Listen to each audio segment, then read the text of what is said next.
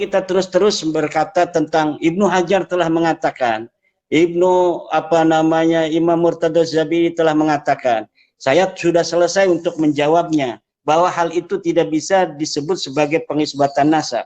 Tetapi bagi masyarakat awam itu masih sangat bisa dijadikan sebagai narasi yang bisa mengajak masyarakat awam untuk tetap mempercayai nasab mereka. Maka siapa di antara Ba'lawi saat ini dari seluruh dunia Ba'lawi yang dianggap paling alim untuk menjadi wakil dari semua ulama-ulama yang katanya mengisbat itu, untuk kita duduk bersama kemudian membicarakan tentang nasab mereka yang palsu itu. Siapa di antara mereka Ba'lawi di seluruh dunia itu yang kira-kira sanggup untuk menjawab bahwa nasab mereka tidak terputus? Saya mengatakan nasab mereka terputus. Mereka bukan turunan Nabi, mereka tidak ada kaitan sama sekali dengan orang Arab, mereka tidak ada kaitan dengan orang Yaman. Karena mereka sebenarnya bukan orang Yaman. Mereka orang-orang yang datang ke Yaman, ke Hadramaut, ke Kampung Tarim, kemudian beranak pinak di sana pada sekitar abad ke-7, 8, 9. Saya lebih baru ke abad ke-8 Hijriah, walaupun ada beberapa narasi dari Bani Adal yang mengatakan bahwa leluhur mereka itu sudah datang pada abad ke-6 Hijriah. Kan kalau Ba'lawi mengakuinya mereka datang pada abad ke-4 Hijriah, 317 Hijriah mereka sudah datang ke Yaman. Itu tidak bisa dibuktikan oleh narasi-narasi kitab-kitab nasab dan sejarah masa lalu yang hari ini mampu kita baca. Kitab-kitab nasab, kitab sejarah yang ada di abad ke-4 itu ada. Abad ke-3 ada. Abad ke-2 yaitu Ibnu Hisam. Kemudian siapa lagi? Abu Ishaq.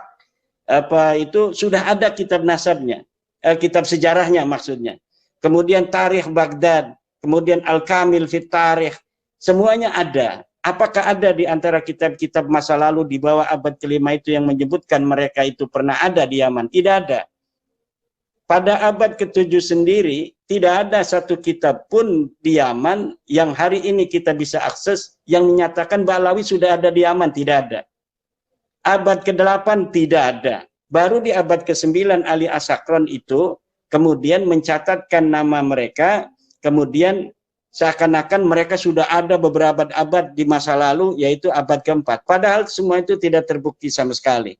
Siapa di antara para ulama Ba'lawi atau Muqib bin Ba'lawi yang mampu untuk menghadirkan sebuah bukti ilmiah berdasarkan kitab atau manuskrip yang bisa kita akses bersama yang menyatakan bahwa Ba'lawi sudah ada di Yaman pada abad ke-4, ke-5, ke-6, ke-7.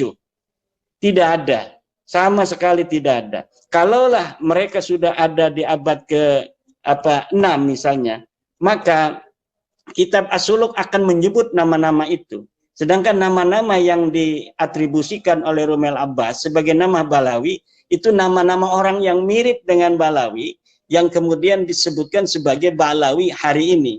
Padahal itu adalah ulama-ulama Ba'lawi dari keluarga Bajadid yang tidak ada kaitan sama sekali dengan keluarga Ba'lawi. Jadi nama Ba'lawi ini dapat ngerampok juga gitu, Dr.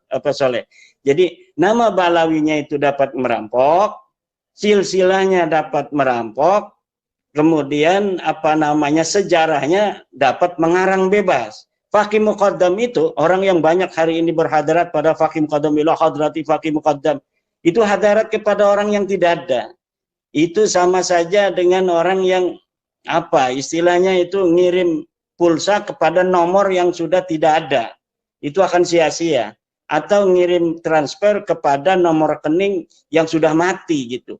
Bukan sudah mati tapi nomor rekening palsu. Jadi belum pernah ada nomor rekening itu di bank, kemudian dia mengirim nomor itu dengan uang, mentransfer uang. Itu tidak akan sampai. Jadi siapa yang bisa membuktikan Faqih Muqaddam pernah ada di dunia ini pada abad di mana dia itu dikatakan wafat, yaitu 653 Hijriah. Apakah ada kitab yang 653 Hijriah atau sesudahnya beberapa waktu atau ketika dia hidup? Tidak ada sama sekali yang pernah menulis bahwa pernah ada orang bernama Faqih Muqaddam hidup di alam dunia ini pada masanya. Namanya baru dikonstruksi, dipublikasi pada abad 9, sejarahnya, glorifikasinya, keramatnya, semuanya hanya ada di abad 9. Kisah tentang surat menyurat antara seorang ulama besar namanya Sa'ad Ad-Difari dengan Faqih Muqaddam, itu adalah cerita fiktif, cerita palsu. Sa'ad Ad-Difari ini orang asli, ulama besar. Kemudian seakan-akan dia surat menyurat dengan Sa'ad Ad-Difari, Faqih Muqaddam ini, kemudian diberikan beberapa catatan bahwa kamu jangan terlalu jadab demikian karena itu bisa dianggap sesat oleh ulama-ulama lain. Kisah ini perdebatan dialektika antara Faqih Muqaddam Sa'ad dan Sa'ad Ad-Difari adalah kisah fiktif yang tidak bisa untuk dipertanggungjawabkan secara ilmiah. Dia diciptakan pertama kali oleh Ali As-Sakron, kemudian dikembangkan narasi-narasinya, suratnya disempurnakan oleh Al-Masra'ur Rawi, oleh Al-Ghuror, kemudian oleh ulama-ulama Ba'lawi setelahnya. Bahkan sudah ada sebuah kajian kayak disertasi begitu di Yaman tentang surat menyurat antara Faqih Muqaddam dan Sa'ad Ad-Difari. Itu semua dilakukan, tidak ada tujuan lain selain untuk menyeakankan bahwa sosok Faqih Muqaddam pernah ada di dunia ini. Padahal tokoh Faqih Muqaddam tidak pernah ada di alam dunia ini.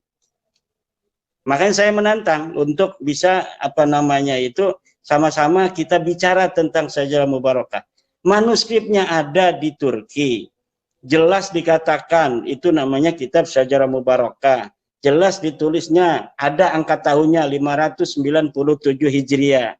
Yang menulisnya pun Syamsuddin itu ada ditulis. Ditulisnya pada tahun sekian ada di situ. Dan hari ini ada di mana? Terupdate ada di Turki, di perpustakaan Sultan As-Salis di sana.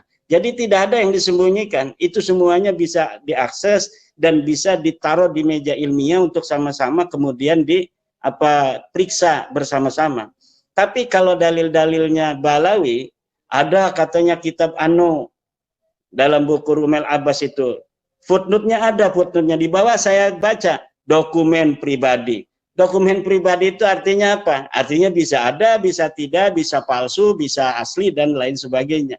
Jadi inilah yang sebenarnya terjadi, maka silakan kepada yang sudah punya bukunya Ba'lawi itu, Keabsahan Nasab Ba'lawi, lihat setiap manuskrip tentang bahwa ada di abad ke-7, abad ke-6, Ba'lawi sudah disebut, semuanya dokumen pribadi.